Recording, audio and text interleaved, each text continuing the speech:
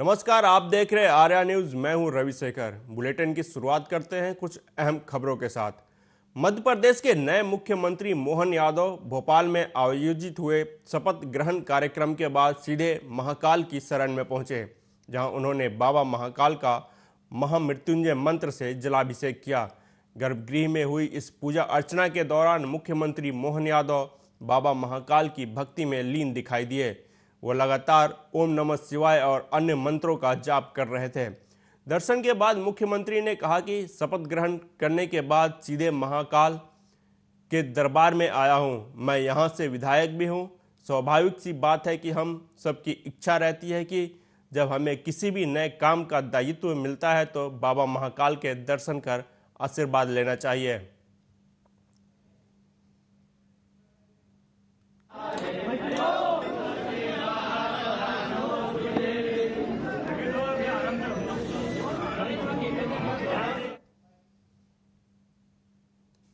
मध्य प्रदेश के नए मुख्यमंत्री मोहन यादव कार्यभार संभालने के बाद एक्शन मोड में नजर आ रहे हैं। पहले ही दिन धार्मिक स्थलों पर लाउड स्पीकर को बैन करने के साथ खुले में मांस बेचने पर भी बैन लगाने का निर्देश दिया है।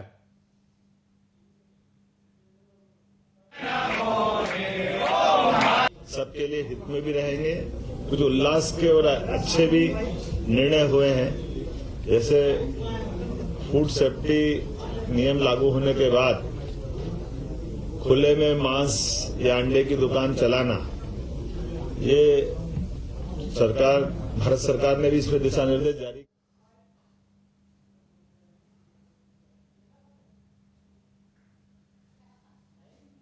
रुक करते हैं अगली खबर का। रायबरेली में संदिग्ध परिस्थितियों में एक इलेक्ट्रॉनिक दुकान में आग लग गई, जिससे दुकान में रखा सारा सामान जलकर राख हो गया।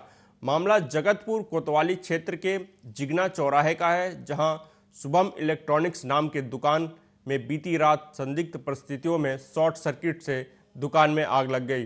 देखते ही देखते आग ने विकराल रूप धारण कर लिया और पूरी दुकान धू धू कर जलने लगी। सूचना पर पहुंचे दमकल कर्मियों ने कड़ी मशक्कत के बाद आग पर काबू पाया, लेकिन तब तक दुकान में रखा सारा इलेक्ट्रॉनिक्स का सामान जलकर राख हो चुका था। वहीं दुकान मालिक सिद्धार्थ ने बताया कि आग से लगभग 15 लाख रुपए का नुकसान हुआ है।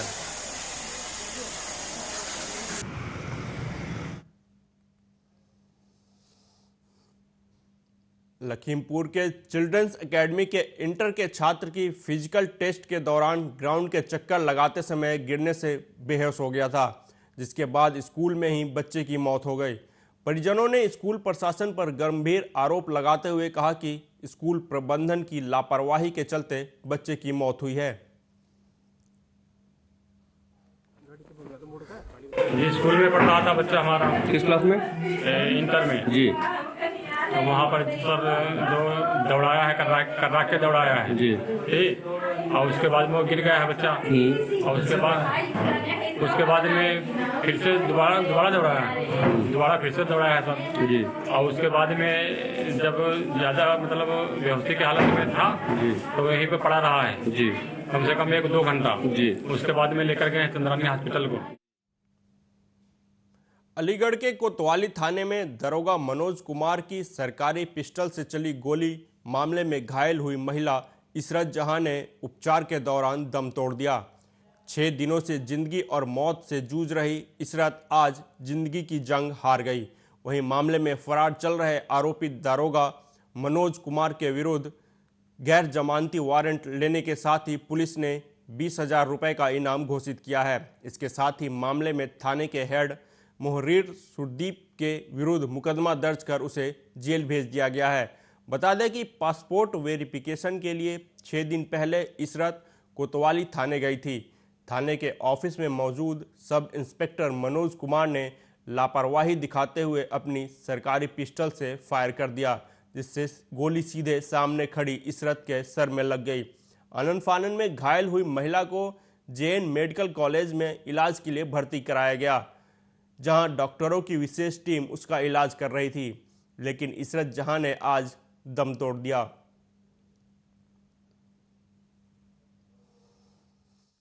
इसमें मैं यही कहूंगा कि बहुत दुखद घटना है। हमारी सिर्फ एक डिमांड है कि कातिल को फौरन पकड़ा जाए। क्या वो कातिल खाकी वर्दी में बदमाश है जो पुलिस के हाथ में भी नहीं आ रहा, पुलिस से भी आगे हो गया वो? इसका मतलब ऐसे कितने लोग हैं? मैं मेरा सवाल, बहुत बड़ा सवाल कर रहा हूँ आज मैं प्रदेश की पुलिस से और सरकार से, ऐसे कितने लोग हैं, इनकी जांच होनी चाहिए जो क्रिमिनल माइंड है लेकिन वो सादा खाकी वर्दी के अंदर है, उनकी जांच करके। ये जो 8 दिसंबर को थाना परिसर कोतवाली जनपद अलीगढ़ में एक दरोगा एसआई मनोज शर्मा की पिस्टल से गोली चली थी और एक महिला जख्मी हुई थी। आज दुखद समाचार मिला कि 5 दिवस इलाज के बाद उस महिला की मृत्यु हो गई है। इस दुखद घटना में पूरा पुलिस परिवार इस पीड़ित परिवार के साथ खड़ा है और हम लोग भी यहाँ इनका ढाढ़स बनाने ही आए थे। अब ये जो क्षति हुई है इसका किस तरह से हम परिवार का दुख कम कर सकें इसके लिए आए थे। वहीं यह भी बता दें कि ये जो घटना कारित हुई थी इसमें जो एसआई है इसके विरुद्ध अंतर्गत आईपीसी 307 परिवार द्वारा मुकदमा दर्ज कराया गया था और उसके विरुद्ध माननीय न्यायालय द्वारा गैर जमानती वारंट भी जारी किए गए।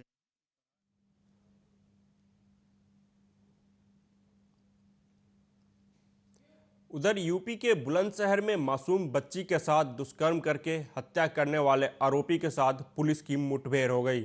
बता दें कि खानपुर थाना क्षेत्र में 6 दिसंबर को मासूम बच्ची के साथ बलात्कार करके उसकी हत्या कर दी गई थी और 100 ईख के खेत में छिपा दिया था। आरोपी की पहचान खानपुर के शेखपुर गढ़वा गांव के रहने वाले सतीश चौधरी के रूप में की गई है। पुलिस मुठभेड़ के दौरान गोली लगने से घायल अवस्था में आरोपी को गिरफ्तार कर लिया गया है। पुलिस ने आरोपी के पास से अवैध तमंचा, एक जिंदा कारतूस, एक खोखा कारतूस बरामद किया है। खानपुर के शेखपुर गढ़वा गांव में दिनांक 6 तारीख को एक 10 वर्षीय बालिका की गायब होने की सूचना प्राप्त हुई थी, जिसका शव दिनांक 11 तारीख को गन्ने के खेतों में गांव शेखपुर गढ़वा में ही प्राप्त हुआ था। पोस्टमार्टम की रिपोर्ट के अनुसार हत्या जो है उसकी पुष्टि हो गई थी, तो इसके घटना के अनावरण के लिए कई विविध पुलिस की टीमों को लगाया गया था। इसी क्रम में जब सीसीटीवी कैमरों को देखा जा रहा था तो गांव का एक सतीश पुत्र ब्रह्म सिंह उक्त बालिका को ले जाता हुआ दिखा था। पुलिस ने पूछताछ करने के लिए उसके घर पे दबिश दी थी। घर पे जब ये नहीं मिला तो मुखबिर खास से ये सूचना प्राप्त हुई कि ये जो सतीश है ये पुलिस के डर से यहाँ अपने ट्यूबवेल पे खेत पे सो रहा है। इसकी तलाश में जब पुलिस की टीम यहाँ पहुंची तो सतीश ने अपने आप को पुलिस से घिरता हुआ देख भागने लगा तथा जान की नियत से मारने से इसने फायर कर दिया पुलिस पार्टी के ऊपर। आत्मरक्षार्थ कार्रवाई में सतीश के पैर में एक गोली लगी है। इसके पास से एक नाजायज तमंचा तथा एक खोखा कारतूस और एक जिंदा कारतूस बरामद हुआ है। इसको प्राथमिक उपचार के लिए स्वास्थ्य केंद्र भेज दिया गया है। विस्तृत पूछताछ इससे अब आगे की जाएगी। अग्रिम वैधानिक बुलंदशहर के गुलावटी में रंजिश को लेकर पूर्व प्रधान के घर में घुसकर दबंगों ने मारपीट की। वहीं पूर्व प्रधान ने पत्नी से छेड़छाड़ और हत्या की धमकी का भी आरोप लगाया है। पूर्व प्रधान ने पुलिस को आरोपियों के घर में घुसने और निकलने के सीसीटीवी फुटेज देते हुए सुरक्षा और कार्रवाई की गुहार लगाई है। मामला गुलावटी कोतवाली क्षेत्र के भमरा गांव का बताया जा रहा है। फिलहाल पुलिस वर्तमान ग्राम प्रधान के भाई सहित 4 आरोपियों के खिलाफ एफआईआर दर्ज कर मामले की जांच कर रही है।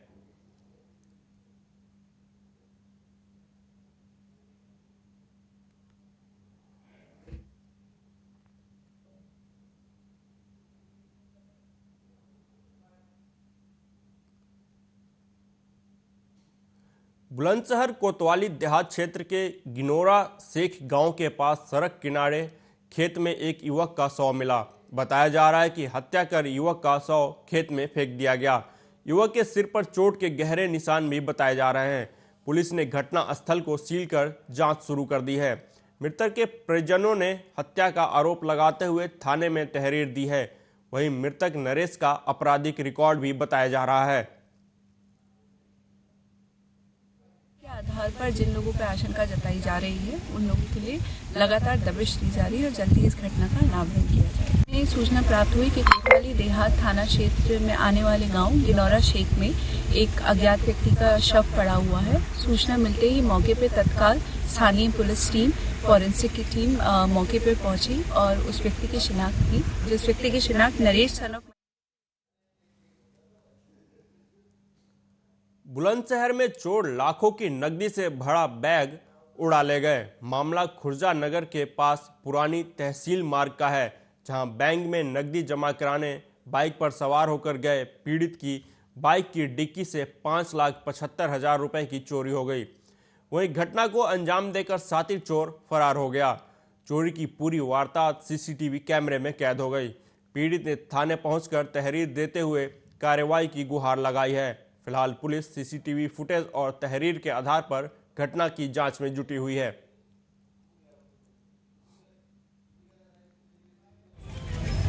मेरे साथ अभी मैं मोटरसाइकिल से जैसे अपनी डिग्गी में पैसा रख के चला तो यहीं कोतवाली के सामने से किसी चलते हुए व्यक्ति ने बैग निकाल लिया जिसमें 5,75,000 रुपये रखे थे। किस चीज़ के लिए आए थे? कैमरे में अब देखा तो उसका फोटो दिखाई दे रहा और निकलता हुआ भी दिखाई दे रहा। सामने जी के कैमरा में देखा। कहाँ लेके जा रहे थे इतने पैसा? स्टेट बैंक, भारतीय स्टेट बैंक में अपने स्टाम्प का पैसा जमा करने जाते हैं हम लोग। अच्छा, कहाँ से लेके आए थे? कोतवाली गेट से यही स्टाम्प पेपर का पैसा यही सामने हमारे पास ही आता है। स्टाम्प जो देखते हैं उसका पैसा। देश में अगले साल लोकसभा चुनाव होने हैं, लेकिन अभी से सियासी गहमागहमी तेज हो गई है। इसी कड़ी में सुहेलदेव भारतीय समाज पार्टी के अध्यक्ष ओम प्रकाश राजभर साइकिल की सवारी छोड़कर कमल खिलाने में जुट गए हैं। एनडीए में शामिल होने के बाद ओम प्रकाश राजभर के सुर भी बदले बदले नजर आ रहे हैं। ओपी राजभर मुरादनगर पहुंचे, जहां उन्होंने पत्रकार वार्ता में प्रधानमंत्री मोदी और केंद्र सरकार की जमकर तारीफ की। वहीं उन्होंने समाजवादी पार्टी अध्यक्ष अखिलेश यादव और कांग्रेस पर ताबड़तोड़ जुबानी हमले किए। सुनिए उन्होंने क्या कुछ कहा। और अपनी पार्टी नहीं, बिगड़ा नहीं है, बहुत सही चल रहा है।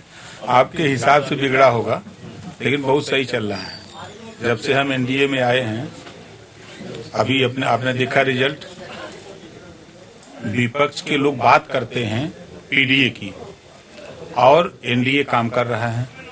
चाहे आप मध्य प्रदेश को देखिए, चाहे छत्तीसगढ़ को देखिए, चाहे राजस्थान, चाहे सीएम को देखिए, डिप्टी सीएम को देखिए, वो जो उनका पीडीए का नारा है वो नारा दे रहे हैं, यहाँ साकार हो रहा है। आपके सामने प्रमाण है। देखिए, सही बात तो यह है कि जब 22 के चुनाव में बड़ी कोशिश बीजेपी की तरफ से हुई, क्योंकि मैं उस समय तक सपा के साथ बहुत दूर तक चला गया था। लौट के आना हमारे लिए खतरा था। सवाल कल आप ही लोग करते कि आप बिक गए या किन्हीं कारणों से आप क्यों लौट के चले आए, क्या कारण था। इस नाते हमने कहा कि नहीं, चाहे हारे चाहे जीते, हम यहाँ हैं। तो उस समय वार्ता प्रधानमंत्री जी ने कहा कि चलो ठीक है, तुम्हारी बात में दम है, तो आगे जब चुनाव होगा तो फिर। उत्तर प्रदेश की कारागारों में जल्द ही हाईटेक बैरक जेल बनेगी, जिससे जेल में क्षमता से अधिक बंद कैदियों के चलते होने वाली परेशानी से निजात मिलेगी। सुरक्षा को लेकर आर्टिफिशियल इंटेलिजेंस को बढ़ावा दिया जाएगा और पढ़ाई के साथ ही कौशल विकास मिशन के तहत चल रहे फूड प्रोसेसिंग के अलावा दूसरे ट्रेडों को चलाया जाएगा, जिससे कैदियों को लाभ मिलेगा और बाहर निकलते ही उनका पुनर्वास होगा। प्रतापगढ़ जिला कारागार का निरीक्षण करने पहुंचे महानिदेशक ने अधिकारियों के साथ जेल में उपलब्ध सेवाओं की स्थिति का हाल जाना। इस दौरान महानिदेशक ने मीडिया से बात करते हुए कहा कि जेल में जल्द ही सुरक्षा के और तगड़े इंतजाम किए जाएंगे। आर्टिफिशियल इंटेलिजेंस का इस्तेमाल किया जाएगा, हाईटेक बैरक बनाई जाएगी, साथ ही कैदियों के प्रशिक्षण के लिए कौशल विकास मिशन के तहत एलईडी निर्माण सहित अन्य ट्रेडों के प्रशिक्षण के इंतजाम किए जाएंगे, ताकि जेल से बाहर निकलने पर उनके पुनर्वास में कोई दिक्कत ना आए और स्वरोजगार करके सामान्य जीवन जी सके। आज जनपद प्रतापगढ़ के जिला कारागार का निरीक्षण के लिए हम आए थे, और यहाँ पर साथ में जिलाधिकारी प्रतापगढ़, पुलिस अधीक्षक प्रतापगढ़, हमारे प्रभारी डीआईजी श्री राजेश श्रीवास्तव जी और यहाँ के सुपरिटेंडेंट अन्य अधिकारीगण मौजूद थे। मुख्य उद्देश्य ये था कि यहाँ का सुरक्षा व्यवस्था का चाक चौबंद है या नहीं, और बाकी जो व्यवस्थाएं अंदर होता है जेल के, आप सभी जानते हैं महत्वपूर्ण है, जो मानवाधिकार रक्षा के लिए भी बहुत जरूरी है। उसके साथ साथ उनका रहन सहन का व्यवस्था, जाड़े में किस प्रकार रहन। गाजियाबाद के लोनी में मानवता को तार तार कर देने का मामला सामने आया है। आपको बता दें कि लोनी में एक बार फिर से गैंग रेप की घटना को अंजाम दिया गया है। 10 साल के मासूम बच्ची के साथ बारी बारी से दुष्कर्म किया गया। पीड़िता की मां द्वारा लोनी थाना में सूचना दी गई थी कि 10 दिसंबर की शाम को उसकी बेटी बारात देखने के लिए राशिद अली गेट के पास गई हुई थी। तभी दो लोगों ने घर छोड़ने के बहाने उसे इको कार में बिठा लिया और उसके साथ दुष्कर्म किया। इस सूचना पर लोनी थाना ने तत्काल अभियोग पंजीकृत करते हुए टीमों का गठन किया और कार्रवाई करते हुए एक आरोपी जाकिर को गिरफ्तार कर लिया। घटना में इस्तेमाल की गई कार भी बरामद कर ली गई है। वहीं एक आरोपी अभी भी फरार है, जिसकी गिरफ्तारी के लिए प्रयास किए जा रहे हैं। थाना क्षेत्र में जहां पर मानवता को शर्मसार करने देने वाला मामला सामने आया है। एक 10 वर्षीय बच्ची के साथ में गैंग रेप की घटना को अंजाम दिया गया है। तस्वीरों में आप देख सकते हैं, मेरे पीछे एक जो गाड़ी खड़ी है उसमें बारी बारी कर उस 10 वर्षीय बच्ची के साथ में कुकर्म की घटना को अंजाम दिया गया है। आप देख सकते हैं किस तरह से यहाँ पर दरिंदों ने दरिंदगी की हद पार करते हुए आखिर किस तरह से दूसरी घटना है लोनी में जो लगातार मानवता को शर्मसार करती हुई नजर आ रही है। आप देख सकते हैं ये वही गाड़ी है जिसमें राशिद अली गेट से लेकर और लिखोरा पहुंचकर वहां पर बारी बारी से 10 वर्षीय बच्ची के साथ में जाकिर नाम के 58 वर्ष के युवक ने मध्य प्रदेश के दतिया में कलेक्टर संदीप माकिन ने प्रेस वार्ता में संकल्प यात्रा से संबंधित जानकारी देते हुए बताया कि विकसित भारत संकल्प यात्रा दतिया में 16 दिसंबर से जिले भर में भ्रमण करेगी। इसके लिए 3 रथ दतिया आ चुके हैं, जिसमें सीसीटीवी और ऑडियो सिस्टम लगा हुआ है। प्रत्येक रथ एक दिन में 2 ग्राम पंचायतों को कवर करेगा। कलेक्टर संदीप माकिन ने इस बारे में पत्रकारों से बात करते हुए बताया कि सरकार द्वारा संचालित विभिन्न जन कल्याणकारी योजनाओं में दतिया की क्या स्थिति है और लोगों को सरकारी योजनाओं का कितना लाभ मिला है। चलाई गई विभिन्न जन कल्याणकारी योजनाओं का क्रियान्वयन यानी अमल ग्रामीण क्षेत्र और शहरी क्षेत्र दोनों में किस प्रकार से हुआ है, पब्लिक को कैसे उससे फायदा पहुंचा है और समाज में क्या परिवर्तन आया है, इस चीज की जानकारी लेने के लिए और साथ ही साथ जिन योजनाओं में जो टारगेट था उसमें कोई अगर कमी रह गई है अर्थात ऐसे पात्र हितग्राही जो पात्रता। बढ़ते हैं अगली खबर की तरफ। मध्य प्रदेश के शिवपुरी जिले की पोहरी नगर परिषद में सैकड़ों की संख्या में नगर वासियों ने एकजुट होकर नगर परिषद का घेराव कर हंगामा शुरू कर दिया। पोहरी कस्बे के लोगों का आरोप था कि नगर परिषद प्रबंधन के द्वारा सफाई, सड़क निर्माण, पानी की सप्लाई की व्यवस्था को सुचारू रूप से संचालित नहीं किया जा रहा है। महीनों से स्थिति जस की तस पड़ी हुई है। हंगामा कर रहे लोगों ने बताया कि करीब 21 दिन के बाद नगर परिषद के सीएमओ सौरभ गौड़ नगर परिषद में पहुंचे। जैसे ही इसकी सूचना कस्बे में फैली, इसके बाद अलग अलग वार्डों के लोगों ने इकट्ठा होकर नगर परिषद में हंगामा कर दिया।